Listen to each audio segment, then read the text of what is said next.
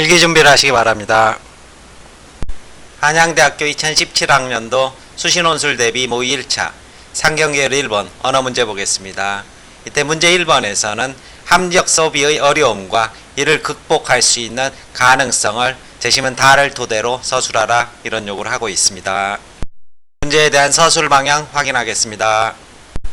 문제에서는 가의 합리적 소비가 나에 제시된 현대 소비사회에서 실현되기 어려운 이유를 분석하고 다를 바탕으로 극복 가능성을 논하라 이런 이야기를 하고 있는데, 문제에서는 다에서 핵심적인 키워드 하나 정도를 뽑아주기를 대학 측에서 요구를 하고 있다는 것입니다. 따라서 다지문을 아주 간략하게 보게 된다면,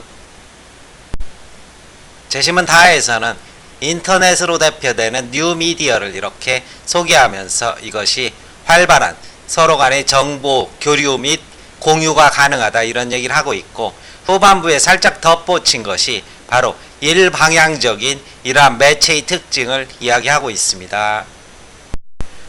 바로 텔레비전이나 신문으로 대표되는 올드미디어에서는 일방향적인 정보를 전달함으로써 획일화시키고 자신들의 정치적 그리고 경제적인 목적 달성을 위해서 수단으로 이용할 수 있는 그러한 특징이 있는 반면, 바로 뭐는 뉴미디어는 주체적인 참여가 가능하다. 따라서 일방향의 반대인 쌍방향 매체의 특징을 토대로 해서 우리가 참여와 비판이 가능하다, 이 이야기를 후반부에 서술하기를 원하는 것이 이 문제의 출제 의도라고 볼 수 있을 것입니다. 따라서 쌍방향 매체의 이러한 활용이 이러한 소비사회 속에서 빠져드는 비합리적 소비를 비판적으로 극복할 수 있는 가능성을 담고 있다. 이것이 채점의 한 가지 키워드가 될 것입니다.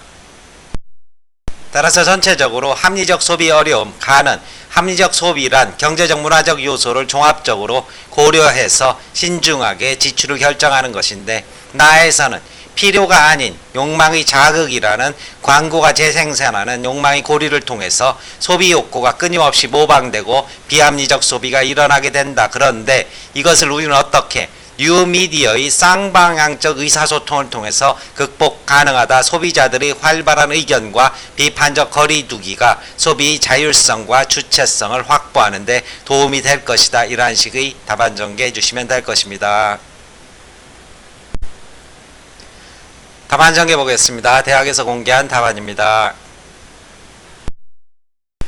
제시문 가는 합리적 소비는 경제적 요소와 사회문화적 요소들을 종합적으로 판단하여 이루어질 수 있다고 설명한다. 그러나 제시문 나는 현대사회를 소비사회로 특징짓고 소비자들이 소비 유익에 지배당하는 사회라고 주장한다. 이런 사회에서 소비자들은 소비활동에서 자율성을 잃고 생산자들의 의도대로 소비하게 된다.